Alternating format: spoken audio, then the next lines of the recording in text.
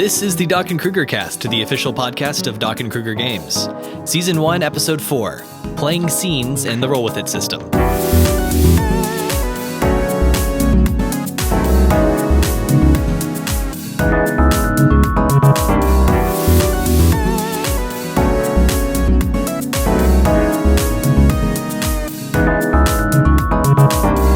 Hello, friends, and welcome to another episode of the Doc and Krueger cast. I'm Chris Krueger, and I'm joined today by Adam Doc Bracken. Hey, everybody. And today we're talking about playing scenes and the Roll With It system. This is probably one of the most nuanced aspects of the game, I would have to say, because for the most part, it can be as open-ended as you want it to be. We don't have a lot of hard and fast rules about how things work.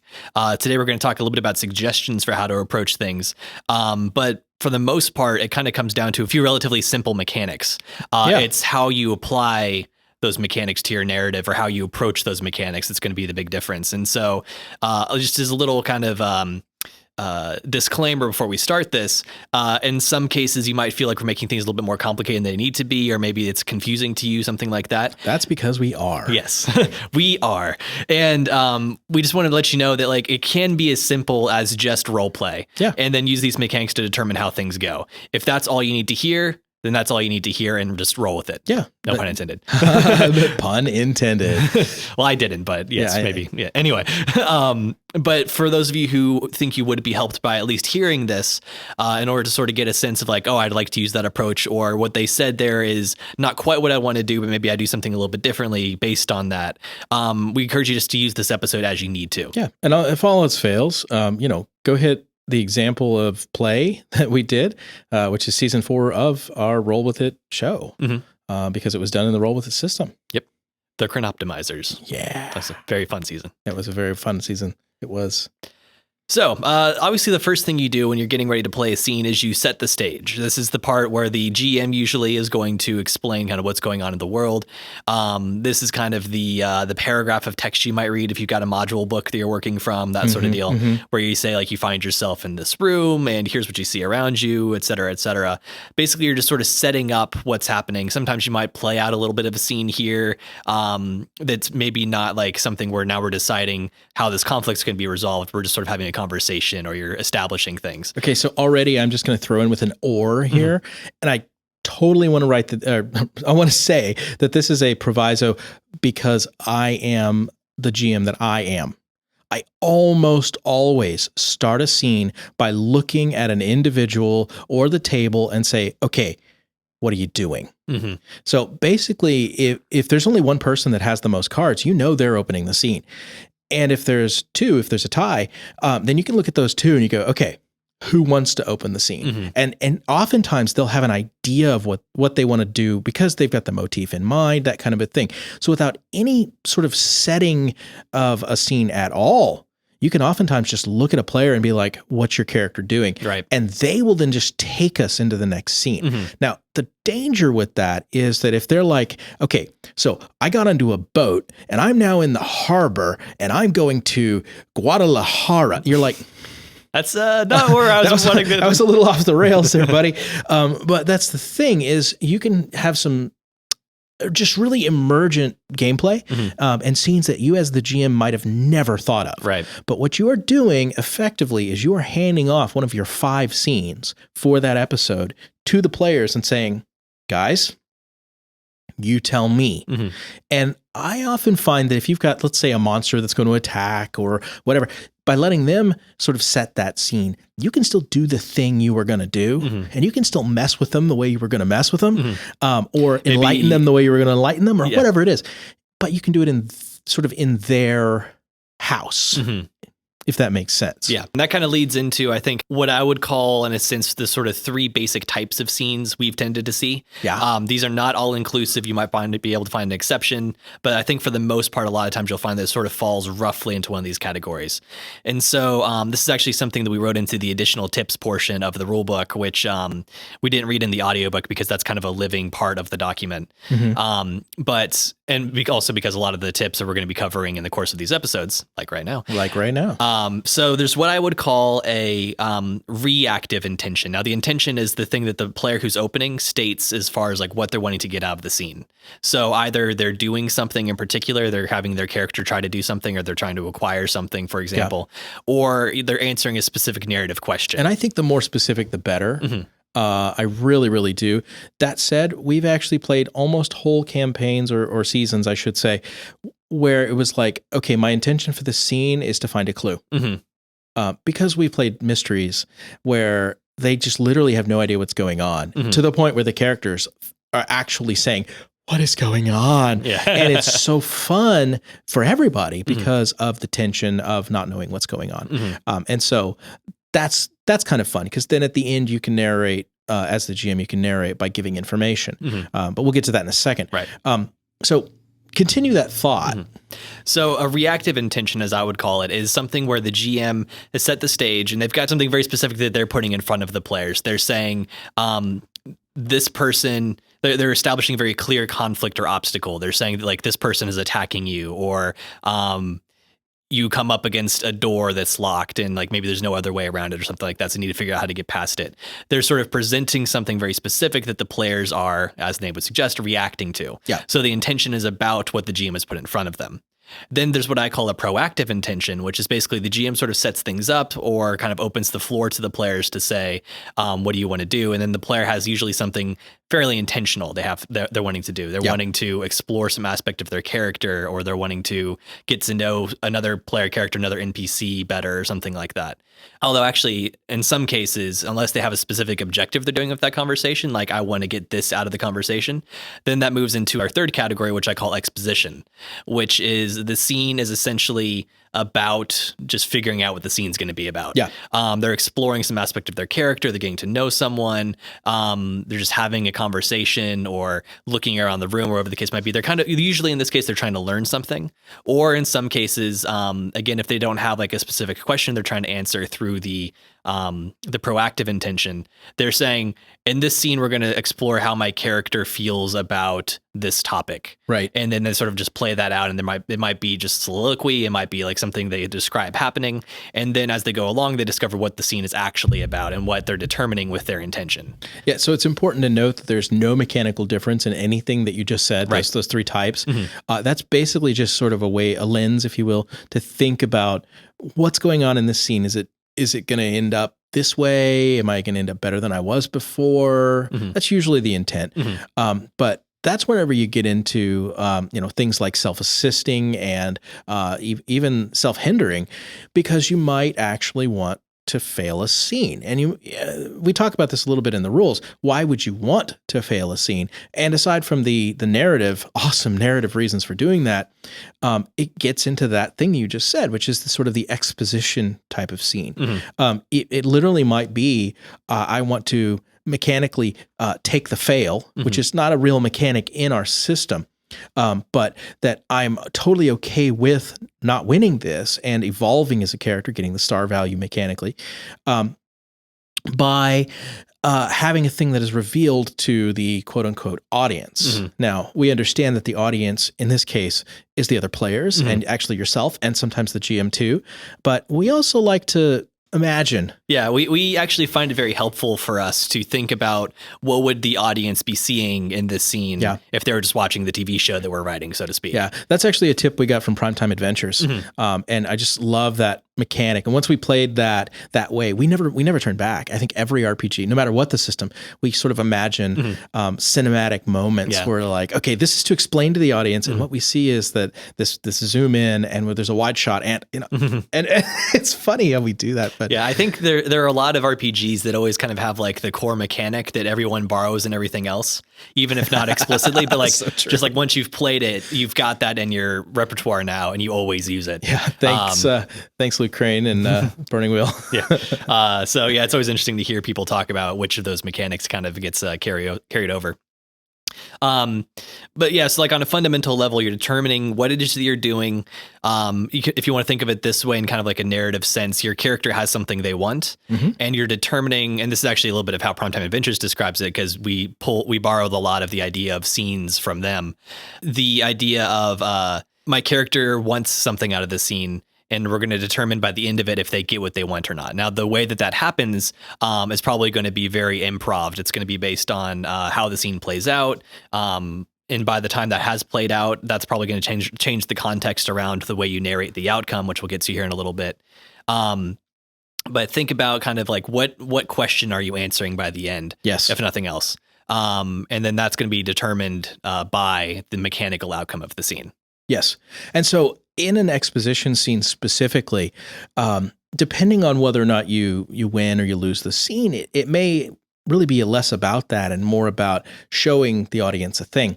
So one of the things you can do with the star value in those contexts is actually to say, okay, so because I lost, the GM is also going to add a little piece of information to this. And it's amazing the power of something, especially if you've gotten to know the character, after a few episodes. And if you know, for example, that a character is a struggling alcoholic, right? Because you're playing this dark noir or something, saying, and you go over to the cabinet and you pull out the bottle with a shaking hand, but then you put it back in.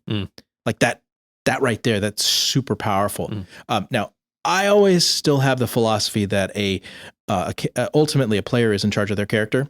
So if the player's like, no, he wouldn't do that, and let me tell you why, it can become a sort of an open-ended discussion about that. But I, in those moments, whenever it ends up that the thing that you really wanted was to get across information to the audience, so to speak, I find it very helpful for the GM to jump in and based on the direction that the scene went, go, okay, sure. But that said, once I figure out that a player is doing that and that there's not a clear sort of by design intent for the scene in that way, I'll just pull my card back. Literally just keep it as a 0, let them win, let them have it. They've done the thing. And what they don't get out of that then is any kind of mechanical benefit from the extra star. But I will get their card for the next scene and it can still be a meaningful scene. If you find that your players are doing that too much, where stakes just aren't being set, as the GM, it is your responsibility to say, and what are your stakes for the scene? And half the time your players will be like, oh yeah, my stakes, and that's interesting. So you've really got to get them nailed down to what's the intent? What are you going to specifically fail or succeed at doing in this scene? And that could even be, as we've said, a sort of yes or no answer to a narrative question. Yes. And that can take just about any form. So you can definitely feel free to sort of like stretch what you mean by intention and what the outcome is determining. And, there are even some cases when, say, it is just purely exposition, there aren't any particular stakes. You kind of just like have this moment that happens. And then say, for example, they win the scene, then something good happens at the end that kind of leads into the next scene. Or maybe something bad happens at the end. We're like, and then there's an explosion down the street. That could be like the twist, and this is kind of takes us to the next scene. Powered by the Apocalypse style, kind of like the I think they call them threats or something like that. I forget off the top of my head. I don't remember either. They there's like hints of impending doom and stuff like that. The things that happen basically when you fail a roll, the GM can make certain moves. You can think of it that way if you'd like. Dramatic tension and ratcheting it up. So as a player then, if you're in that same situation and you're finding that the GM is not doing this, one of the things you can do is you can set your own stakes of, I want to find out whether or not, Tom Spade, my character, is going to slip and give in to his latent alcoholism. And I don't want him to, but he might. And then there you've set the stakes, and it plays out normally mechanically in that way, narratively, and it becomes about the interest of the character. Less has literally nothing to do with solving whatever mystery he's on. But it has interest in terms of character development. And that's another point too, is that when you're determining the intention of your scene, another way that proactive intentions as opposed to reactive intentions can do things, and I would argue you can characterize in any scene just by the way that you play your character and the way that they react to things. That's certainly true. And you don't need mechanics or stars to do that. But when you are taking a more proactive approach as the player opening, you're kind of determining if you want to make this scene about advancing the plot, as it were, or more about learning about your character. And using this as a chance to explore that a little bit. So that's another sort of difference in approach there. You can kind of decide through the intention what sort of scene this is. Yeah, that's a fantastic advice. And then as far as actually playing the scene, because we've talked a little bit about kind of like how, sort of approach the scene, how to frame it. But when you actually get to playing, and this is going back to our sort of proviso at the beginning, it really is just role play, right? You don't need to make it any more complicated than it actually is. You're saying like, I go and I do this, or I say this, and you're kind of, playing out your character and the GM's reacting to you and doing their thing. Right. You can even have some back and forth where like, in a given scene, it's not just about, do I get the door open, but say like, maybe there's a fight scene and you're trying to get the door open. So while someone is kind of like tapping away the controls, you're going to have to take down a bunch of these goons. So the scene intentions determine do we get through the store, but you're also having this fight, and you can sort of describe like the GM says 5 guys come at you. Okay, I do this, and this. Oh, but there's still this one other guy. Oh, and then I do this with that guy. And you can kind of have like a bunch of like what I call little micro conflicts. Yes. Play out and get resolved during the course of a scene that don't necessarily affect the final mechanical outcome. And there's a couple of ways to do this. Like if you keep it open-ended, you can literally just do this with 2 cards. The GM's one card that he's played and that you know about, and then the one that you yourself have played. And then you might discover the resolution by that third face down card. This, the GM turns it over, closing the scene. And you can still play out the whole back and forth thing, realizing that ultimately the GM is going to make the decision on whether or not he wants to win.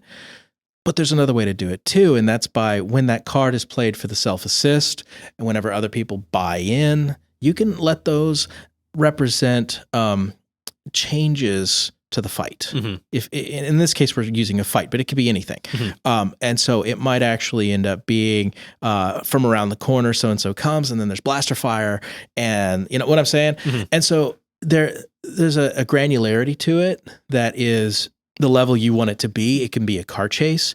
It can be,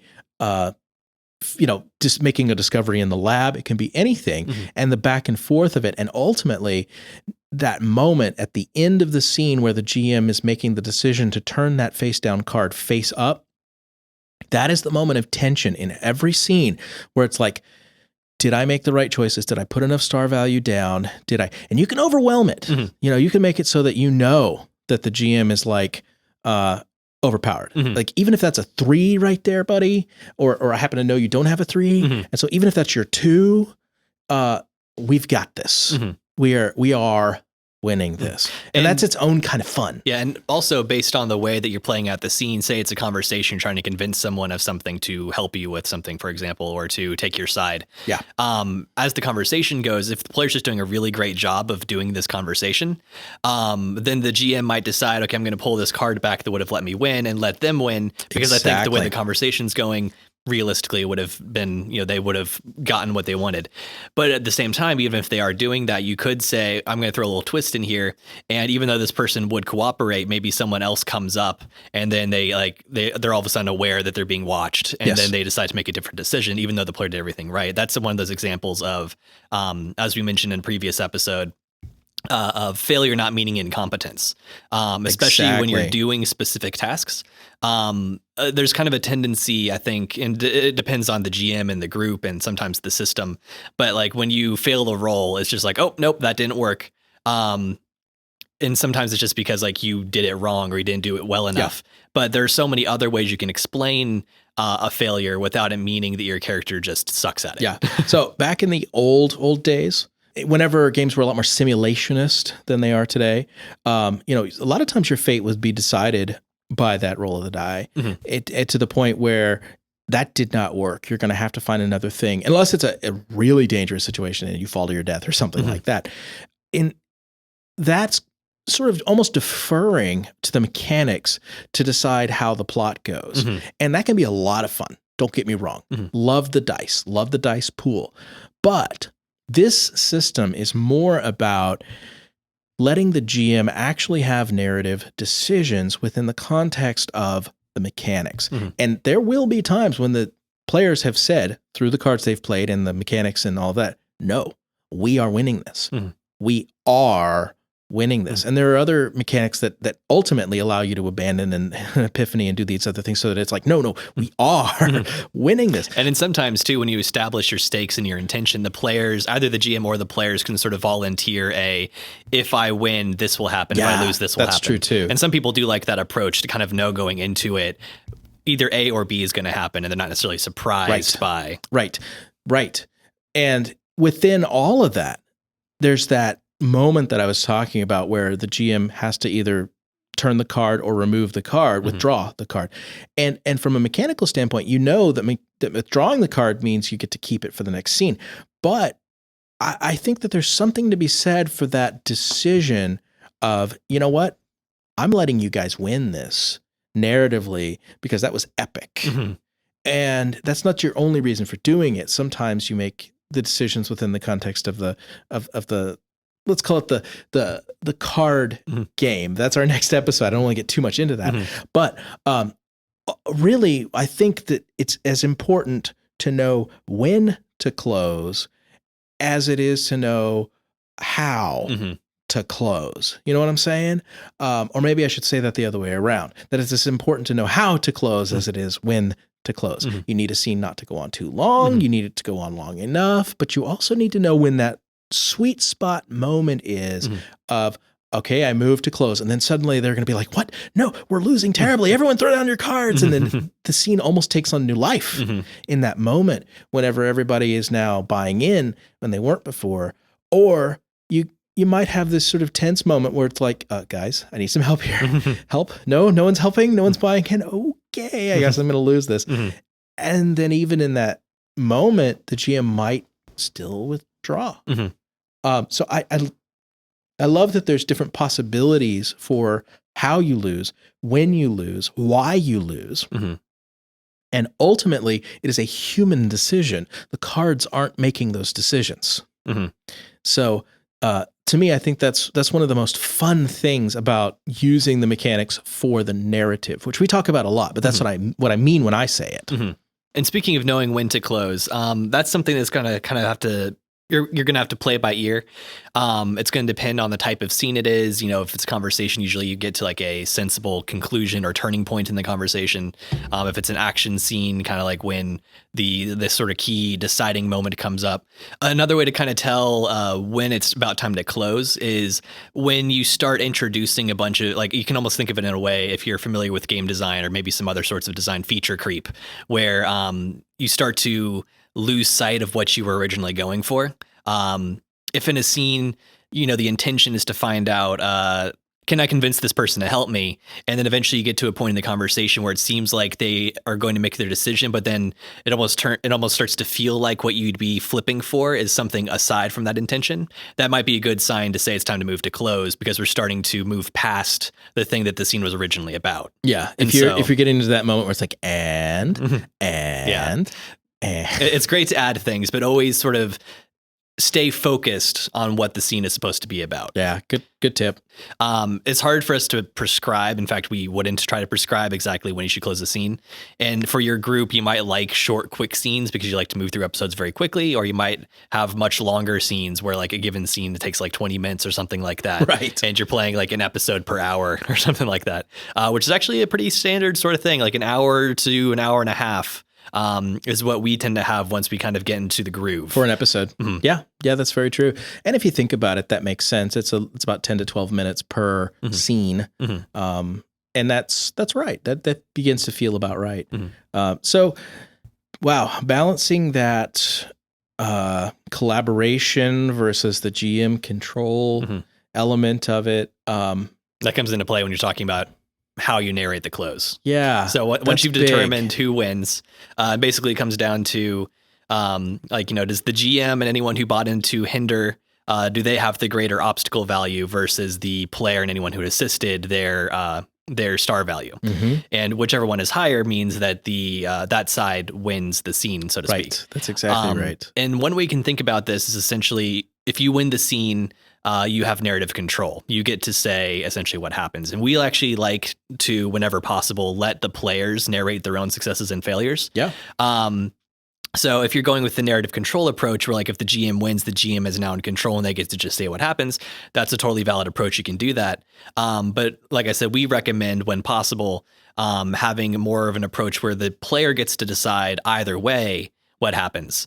And now, of course, the GM can maybe give them direction. They say, this is what's going to happen, but tell me how it happens. Yeah.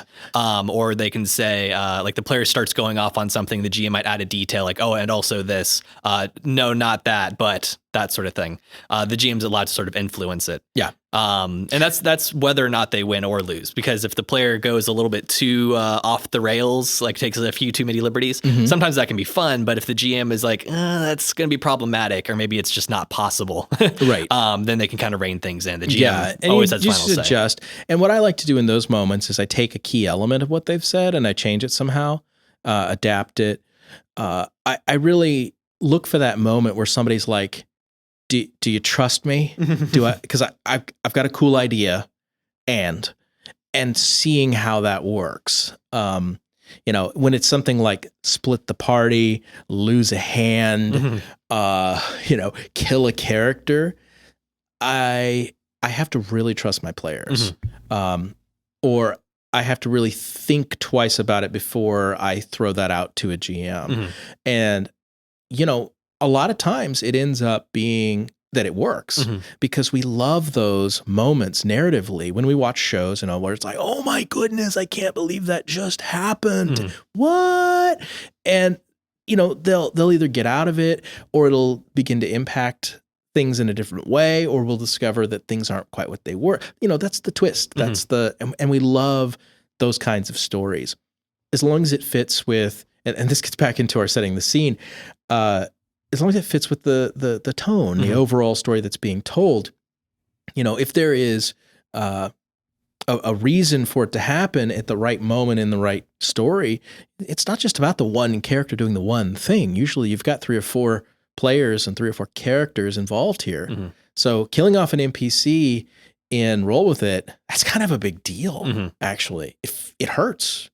You get to love these characters, and wow, so yeah. But I could even see killing off a PC if you did it right, and you could have yourself a Gandalf moment or something. But what else is there to say about scenes and how we play scenes? Have we mentioned the learning versus doing? I was just about to get into that. Yeah. So one of the ways that we kind of use as a rule of thumb to see whether or not the player should be the one to narrate their success or failure is whether they're doing something or learning something. And this kind of comes down a little bit. We explain in the rule book also the difference between like kind of specific intentions, tangible intentions versus open-ended ones. A lot of times the open-ended ones are going to have a sort of learning result. So what we mean by this is that when the player is trying to do something, and they can sort of say, I'm going to succeed or fail, and you have more or less predictable outcomes based on that. That's a do. And so when they're doing, we let the player narrate their failure or success because they have a little bit more control. They can characterize this way, saying that, okay, I failed this, and here's what failure means for my character. They were super awesome. They did everything right, but... And then that's how they decide to make the failure, rather than saying, I'm a bumbling idiot and I just didn't do the thing right. That tends to also avoid some issues you could run into with players feeling like the GM's making them do things they wouldn't have done, or that they didn't picture their character doing. It kind of gives them more control. And I think that's always a good thing. What does it look like when James Bond gets tricked? What does it look like whenever he fails? There's usually a deeper reason, and that it was like the triple reversal where he was working an angle and the angle was reversed back upon him, and it's totally not his fault. And it makes perfect sense that the femme fatale got him, and you believe it. And sometimes it's as simple as the person you're up against is just as good as you are. Yeah. But sometimes if it's that's a foil situation, and that's beautiful. Or if it's just random Joe somehow beats me in a gunfight, no, that's not what happens. Or like random scrub beats me, the martial arts master, in a fist fight. That's not what happens. It's that something gets in the way, or maybe I'm overwhelmed by 50 people at once who came out of nowhere. That sort of thing. So that's something that you can do there too. But learning something is when there's basically some sort of knowledge that the GM knows that the player is looking to learn. Or maybe they don't know what they're looking for, but the GM is they're either going to already know it, or they're going to introduce it there on the fly. Yes. But because the GM has kind of the better sense of what's going on in the world, where the story is going, you talked about mysteries in a previous episode. Yes. That's extremely important in mysteries, that the GM be able to narrate when you're learning. Yeah. Because then they could say, okay, here's what happens. Here's what you learn. Here's the information you were looking for. Yeah. And that's how you you have the GM narrate in order to close a scene when you are learning something. If you're running something in a world that's similar to, say, NCIS or CSI, one of those types of shows, and you're like, my goal is to find a clue here on the crime scene, at that moment, deferring over to the player to say, okay, what do you find? It doesn't work. So what you need to do in that moment, even when they win, is to say, okay, you find a shoe and it's bloody, and you need to know where that's going. That again gets back to balancing of the kind of the collaborative nature of letting players take the story where they want to, and the GM kind of keeping things, again, railroading is kind of a dirty term a lot of times for role players. And depending on how you do it, it can be very bad, but there is something to be said for the GM kind of keeping people more or less on track. Taking the story in a particular direction. That's why we, in the rule book, describe them almost as a director. If this is a show you're running, like the actors are able to kind of like, they're each like the writer responsible for their character, and they get to throw out ideas, but ultimately the directors can be the one who kind of makes sure that everything is cohesive. And so if one of the writers goes a little bit too off the rails, and it's like, okay, let's bring it back in. Or always acknowledge the ideas, right? You always want to acknowledge the contribution, and sometimes that can spark something that they didn't think of, which is amazing when that happens. But you also want to make sure that everyone's kind of working together toward the same goal, which is telling a really cool, cohesive, interesting story. And you know, every good director is going to be open to that moment where the actor says a thing that wasn't in the script, the director didn't think of, and it's sort of like that Han Solo I know moment, you know, if the legends are to be believed. So basically what you're talking about is, you know, like half of Fight Club was supposedly improv by Brad Pitt. You know, I don't know if that's really true, but you know, a truly masterful actor in their craft is going to make adjustments and that sort of a thing. And on that same note, a really good actor, the job of the actor is to serve the script, is to serve the writing. There you go. And so while you are bringing something to it and you're trying to bring the character to life, you're also doing it in the interest of the story that you've been seeing. And so it's like this back and forth, this collaboration of, I'm going to add something because I truly believe that it's going to make the story better because you have a sense of where the story is going. It's not just, hey, I'm going to have this cool moment. Isn't my character awesome? Aren't I awesome? It's all about contributing to that greater purpose that the story is going for. That's well said. You know, I think we can summarize all of this by simply saying it is a conversation. It's a conversation between the characters and between the players, and at the end of the scene, the end of the episode, the end of the season, you really want to feel that you have successfully told a really awesome story. And that sometimes includes the failures. In fact, it must. Thanks for joining us, everyone, for Season 1, Episode 4 of the Doc and Krueger cast, our discussion on playing scenes in the Roll With It system.